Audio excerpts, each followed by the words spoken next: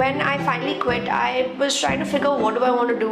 My dream college was Kamala Raheja. If you don't have your friends around you and people you're spending 12, 15 hours with, they're not nice to you, it's just not fun.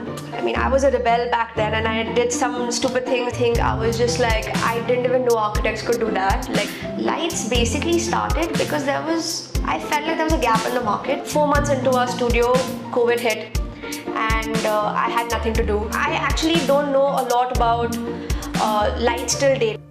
Hello and welcome to Brutalism Bananas. This is season 2 and today's guest is very special. She's a light designer, she's a furniture designer, she's into installations and what objects, else? yeah. And objects. So please welcome Harshita Jhamtani. Hi Harshita. Hi. So great to have you on the podcast. Thank you for having me. Genuinely, this is very, very exciting. I'm so glad to have somebody who's sort of started on a different path altogether. Yeah. We've been having architects so far. We have had one service designer, but we've not gone into lights and products as yet. Yes. Yeah. So it's quite exciting to have you here. Amazing. So please tell our viewers what you do. Yes, so I'm Harshita. I basically studied architecture and I went for a small summer school to Florence and I did a furniture design course over there. When I came back, I got a job as a furniture designer with JSW Forma, and I sort of accidentally designed a light over there which kind of got nominated for El Decor International Design Awards. And when I finally quit, I was trying to figure what do I want to do, and I kind of figured light design was the way forward because it's just a market that's so untapped in India, and I've always been very excited about lights in general. I think I get it from my dad, and so I have my own lighting design studio, which we also kind of pivoted towards furniture and installations and objects now. So yeah. Okay, and I'm currently at her studio and I'm surrounded by these very just lights, yeah. just lights, and this so interesting, and like I wish I could just take some home with me, but I will not do that. But yeah, so Harshita is an architect, which is her base, and since this podcast is aimed at young architects or architectural students, I think we'll touch a little bit into your architecture journey, Sure. if that's okay. Yeah. So, how did architecture come about? To be honest, it was just a childhood dream. I always knew I wanted to study architecture since I was in the 4th grade. We would often, write about essays about what you want to do when you grow up. I would always write, I want to be an architect. It's just something that happened. I don't know if it was Bob the Builder or what. I don't know, some cartoon that struck with me. And I kind of prepped towards it right from like 8th grade, then 9th grade technical drawing, 10th standard, whatever, 11th standard, you prep for your NATA and CET. So I was very focused on this career path since the very beginning. And then I got into my architecture college, my dream architecture college, and then that's how I got it. Okay. Yeah. So you studied for a couple of years at Kamala Raheja and then switched over to Hiray. Yes. So do you want to talk about how that switch happened and why it happened? Yes. So my dream college was Kamala Raheja. I always wanted to go there and I got in. The first year was great, but for some reason I would say it's fully on me today that I couldn't adjust to the Indian education system to that sense, where when we were in a creative space, I used to feel that I made something nice, I was very happy with it, but for some reason I was told that no, you have to make 5 options. And I get that now, I get that today, but in that moment I was like, no, I don't want to make 5 options. For that reason, I kind of used to pick fights and just not show up. And in the second year, I kind of got a drop year because of my bad attendance. I used to just refuse to show up sometimes because I used to feel very pressured into doing certain things. And again, I think everyone's aptitude is different, everyone's capability is different. Maybe mine wasn't it. And I took a year drop. I mean, I got a year drop. I didn't take it by choice. I got a year drop, and that 1 year I interned with Sameera Rathod for 10 months. And it was amazing. It taught me so much that I feel 5 years of college haven't taught me that what those 10 months did. And after I Hands-on was, experience. absolutely, that is so recommended. And today, if I had to go back and decide to take a drop by choice also and see that this is the experience I'm going to get, I would have taken it by choice just to actually experience that 1 year. And then when I had to go back, I went back to Kamala Raheja for my third year. And my current batch was my senior at the time, and I had gone to the junior batch. And it just wasn't as fun. It was a little bullied, a little, not in the right frame of mind. And anyway, architecture is a very intense course. They put so much pressure on you. There are, I don't know how many subjects, how many juries, and all of that. On top of that, if you don't have your friends around you and people you're spending 12, 15 hours with, they're not nice to you, it's just not fun. So, yeah, I think after the third year, I just decided to again go through the whole I was a rebel back then, and I did some stupid things in my college study trip and all of that, and then I finally was given another drop year in my third year, and I refused to take that. And I was like, this is not fair, because my attendance was perfect, I think my marks were great, whatever happened, words were said, all of that happened, and I was like, forget this, I'm just going to switch colleges. So I switched colleges without accepting a drop year. I moved to the next batch. I went to the fourth year in Hiray. That's where I took a switch. And fourth and fifth year, I did my thesis in Hiray. Okay. Yeah. So that's how the whole thing panned out. So you worked at 3 different places before you started Harshita Jhamtani Designs. Yeah.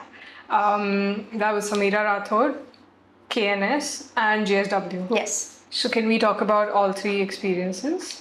Yeah. So when I got my drop year, I was working with Sameera for 10 months that time.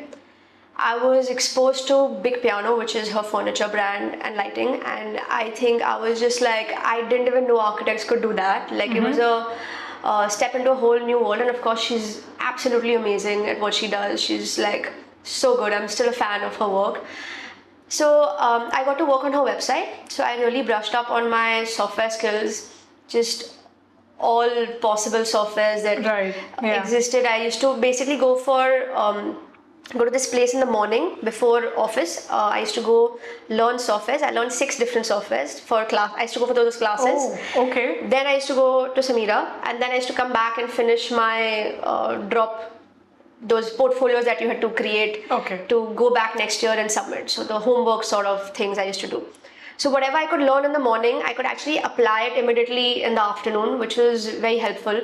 So till date, I think if I have to make a 3D, I make it on Photoshop, because I have aced Photoshop so much in those years that I actually may not know so many 3D softwares, but I sit and make it on Photoshop if I have to do something.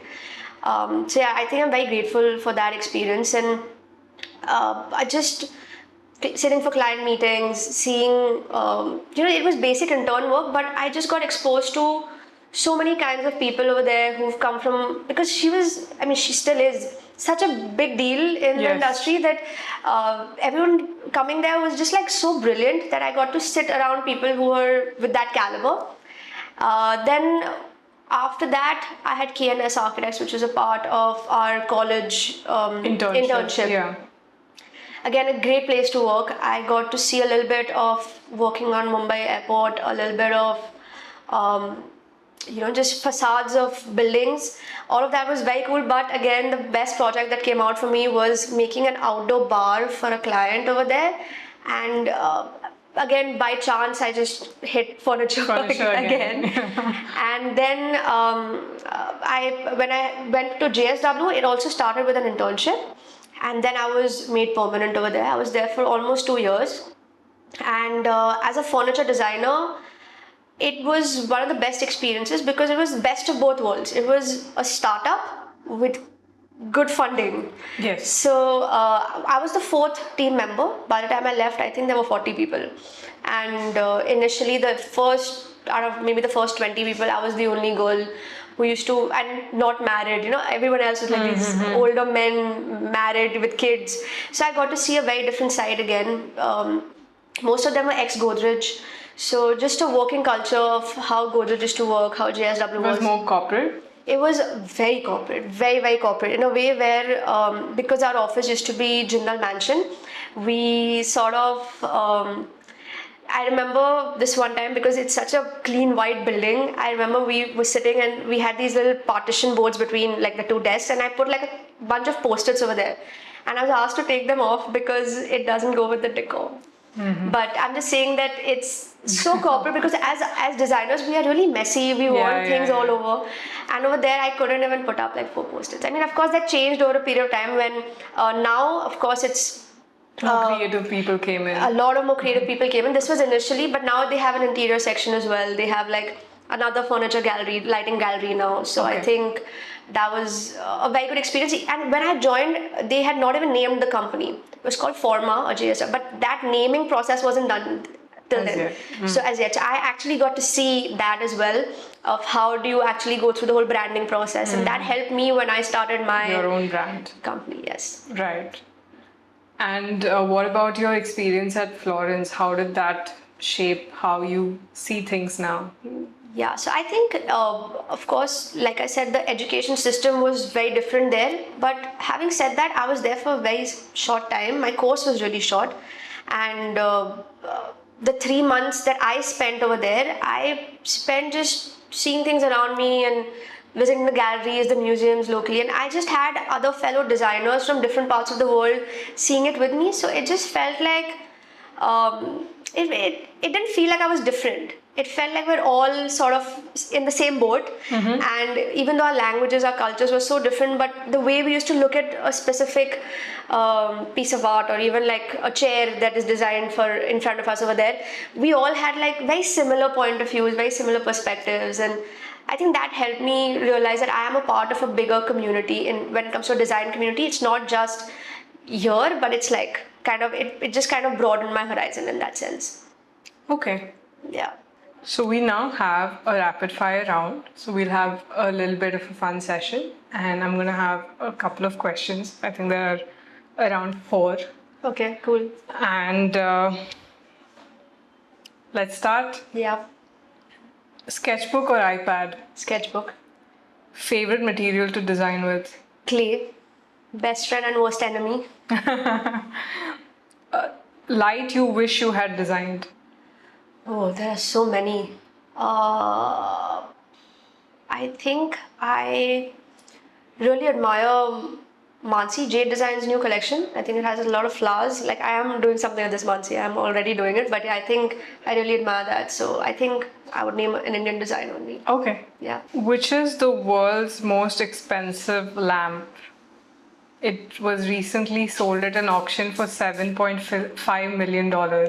Wow. Was it? I don't know about this. No, I don't know about this. So it's Frank Lloyd Wright's double pedestal lamp. Okay, yeah. It was sold recently at an auction for $7.5 million. And before that, it was a Tiffany's lamp for around 2.5 or something. Okay, wow, thank you for telling me that. Your favorite piece of furniture or light that you've designed so far? Rio. It's our table lamp. That's how it started. It's just a very versatile piece, and I think this one. This is the one. Yeah. It's just very versatile, and I think it just fits in any space, any time. It's not bound by any material also. So we made it in clay, we made it in clay paste, we made it in marble. We're doing it in alabaster, and now I just made one out of wax also, which people are going to see very soon. Oh, okay. Yeah. And do you have like a color palette of Rio? It's white, beige, and blush pink. So we call egg white, nude, and blush. So yeah. Oh. Yeah, but we do customize. We have to. Okay. So, yeah.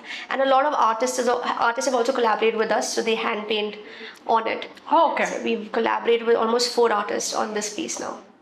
Nice. Yeah. I did see her workshop as well, and it's really interesting. And hopefully we can shoot there some other time. 100%. Favorite light designers at the moment? So I really like Apparatus Studio, but also if I can name all Indian light designers, I think Shailesh is doing a great job, Shailesh Rajput, and of course Jade Design, I think she's doing Her lights are amazing. Clove is like an absolute favorite as well. Yeah, I think there are too many, but I think I want to name all the Indian ones. Okay. Yeah. That's great because I think our viewers can get exposed to light designers as well. Yeah, and Ollie also. Like her lights are so beautiful. I think she has this one installation which is like inspired by the river and how she had this whole experience over there. I think she does an amazing job. So you have a base in architecture and now you're a light designer. Yeah. So does having a base in architecture help you design lights or how is it?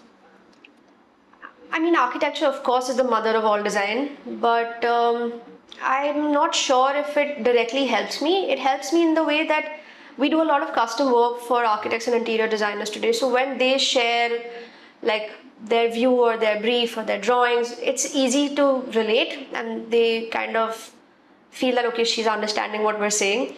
But otherwise, I'm not so sure. We did have product design as a part of architecture, but I think that was very different. It wasn't so detailed like we are today. So not so much, I would say.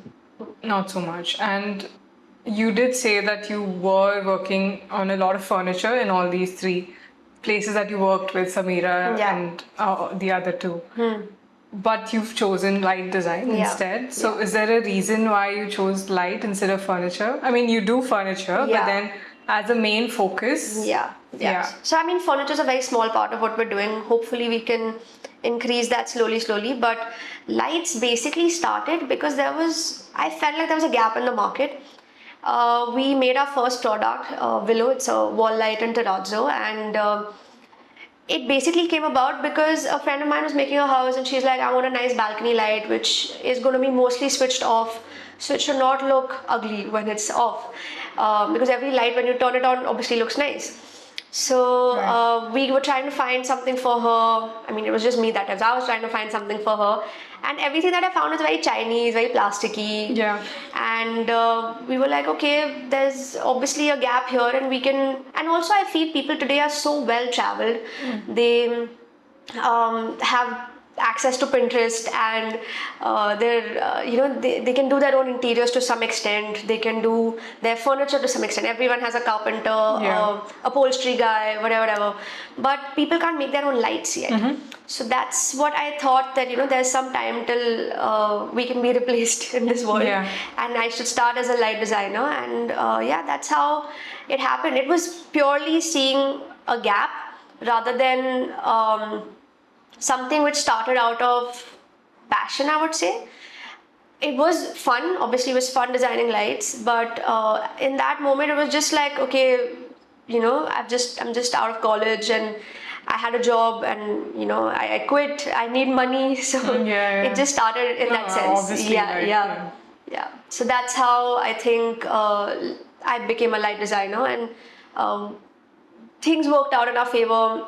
4 months into our studio, COVID hit, and I had nothing to do, and I couldn't even go back to find a job. I couldn't even launch something new. So, but COVID was a good time in terms of coming online for us, because all the big brands that have had offline stores were also coming online for the first time at the time. Correct. So we kind of entered with them in the online thing, and I also think that at that time, because I had nothing to do, I went and I learned pottery.